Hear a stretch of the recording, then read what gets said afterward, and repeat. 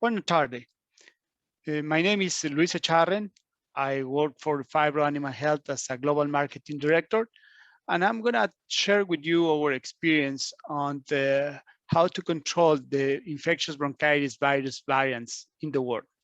Thank you for your time and attending this presentation.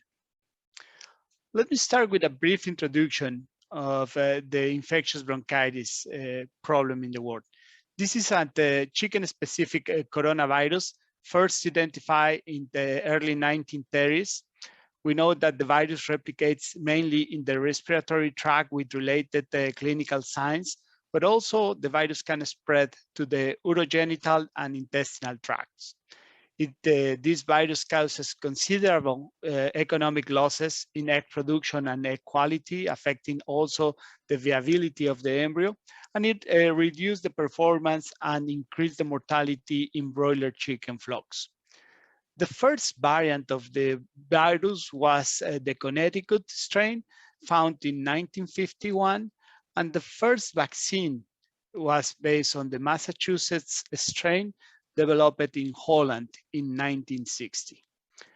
The rapid growth of the poultry industry and the virus ability to quickly change had led to the emergence of several variant strains, such as the 793B, the QX, the Q1, the variant 2, and some others, as I will show in the next slide. The poor cross-protection immunity between the Massachusetts first developed vaccine and the variants, the emergent variants, has led the industry to require variant vaccines, infectious bronchitis variant vaccines. And the industry has been developing several of these vaccines very successfully that led to the creation of 2 vaccination strategies that will be the pillars of this presentation. But let me talk to you about the different strains. When we say there are several strains, you can see that there are really many strains. Nowadays, the virus is classified in one genotype. The bronchitis infectious virus belongs to one genotype, and it has about 7 different lineages, at least 27 different lineages. The cross protection among the different strains varies, but in many cases is poor, particularly among the variant strains. And I'm not going to go through the whole list, but I will talk briefly about the particular variant strains in Brazil. You probably know them better than I do, the BR1, for which a vaccine, a homologous vaccine has been developed. And nowadays in the world, one variant strain that is rapidly spreading is the variant 2. This variant 2 was first identified in Asia, but now it is present in Europe, in the Middle East countries, in Asia, and in Africa. There are some hints of it, this strain being probably in the Americas also, but this is up to be confirmed. Let me move on, and I will take the opportunity to briefly talk about FACTA vaccines. And the reason is in the papers I will refer to next, these names will appear. And I want you to know what I'm talking about when referring to the vaccines. We have 3 vaccines, 3 bronchitis vaccines in our portfolio. Tabicibart is our leading product. This is a live attenuated bronchitis vaccine developed from the ES 1494-06 field strain that belongs to the lineage 23 or variant 2, as it's well known. The second vaccine, Tabicibart, is a live attenuated bronchitis vaccine developed from the IS233 strain and belongs to the lineage 13 or the 793B group. These 2, Tabicibart 26 and Tabicibart, are not yet registered in Brazil. And the vaccine we have registered and is used in Brazil is Tabic H120, a live vaccine, live attenuated vaccine developed from the Hubent 120 strain and belongs to the lineage 1. So these are the 3 vaccines that we have in our portfolio.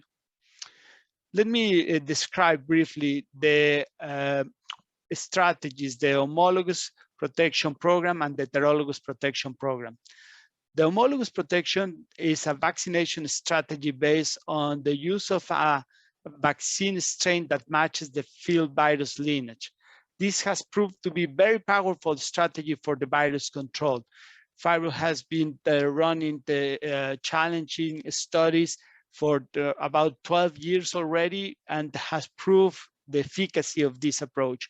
And recently, an independent group of researchers in Poland, at the University of Poland, led by Dr. Lisowska, in 2021, confirmed the reports that the homologous protection offers robust protection against the variant 2 lineage 23.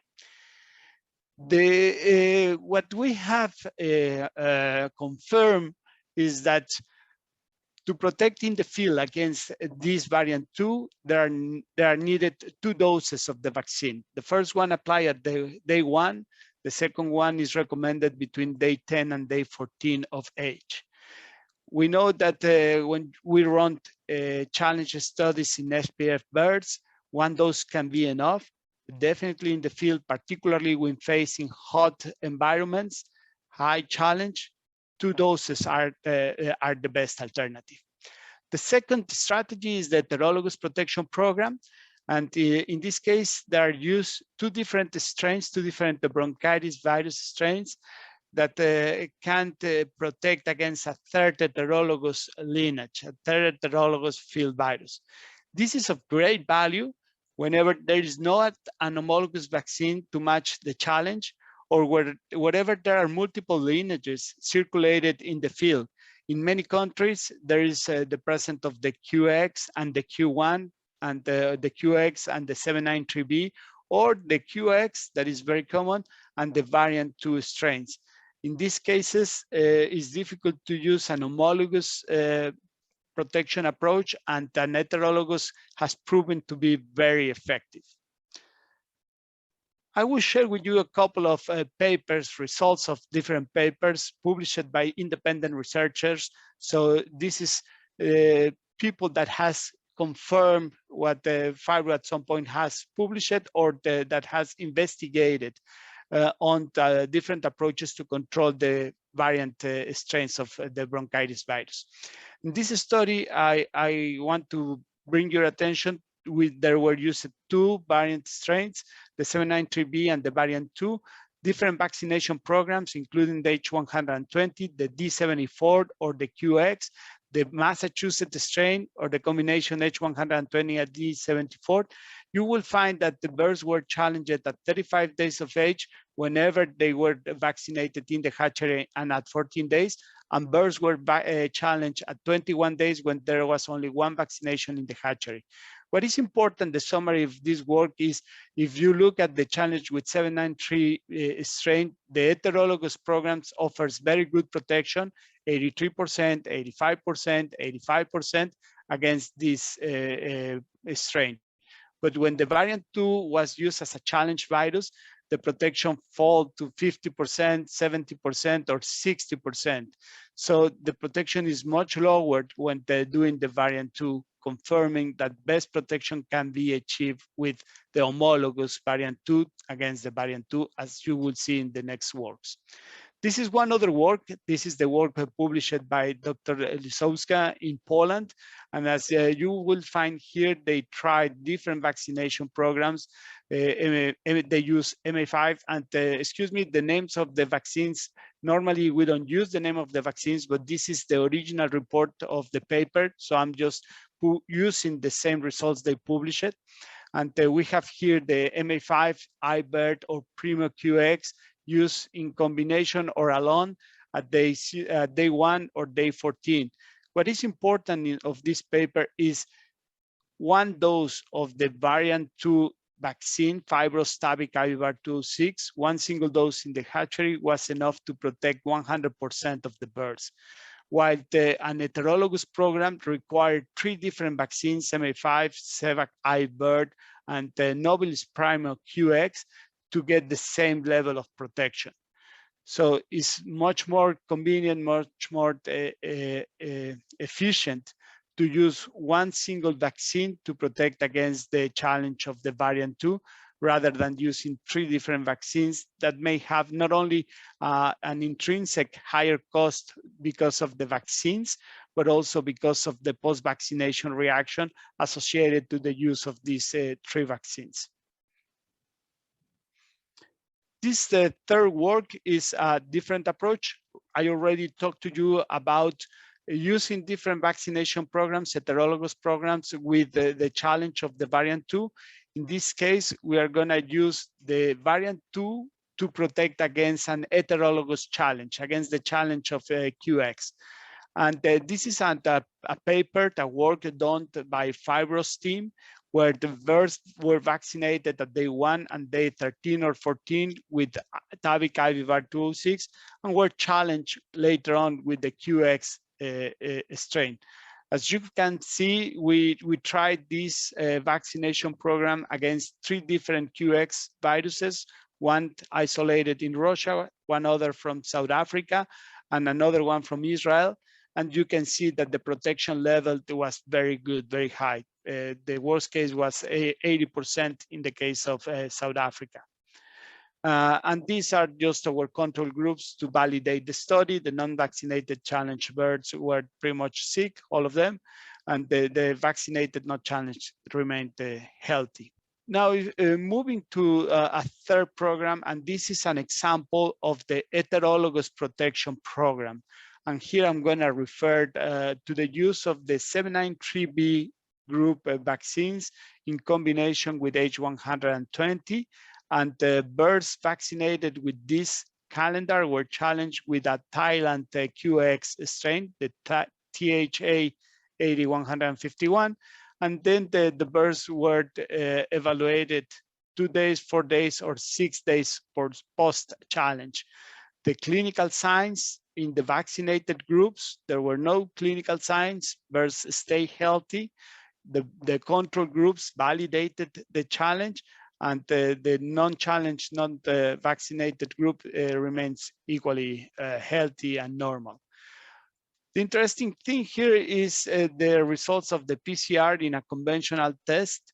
As you can see in the 2 vaccinated groups, up to 6 days post-challenge birds were negative, as long as the non-vaccinated challenge birds started to be positive.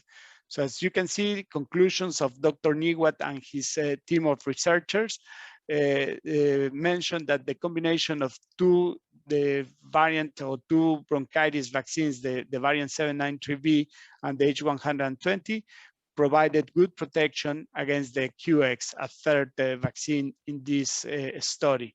And the vaccinated birds were protected also against the shedding of the virus and the celiostasis after the challenge. The histological scores revealed good protection also. So in summary, in our experience in PHIBRO, after many years working to control the variant 2 challenge, is that the homologous programs works better.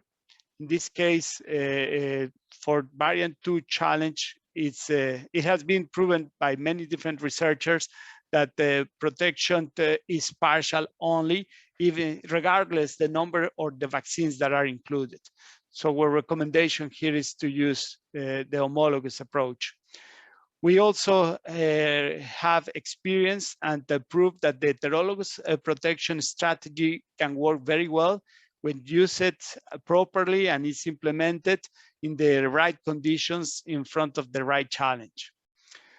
We have identified and we have been following very closely the spreading of the variant 2, the EAS 1494-06, that is becoming a dominant group in many geographies, as I mentioned, in the Asia, Europe, Africa, the Middle East, and now in the Americas. We know that, as I mentioned, the heterologous vaccines offer only limited protection against this group. And probably an interesting information also, the variant 2 vaccines cross-protect well against some other heterologous like the QX.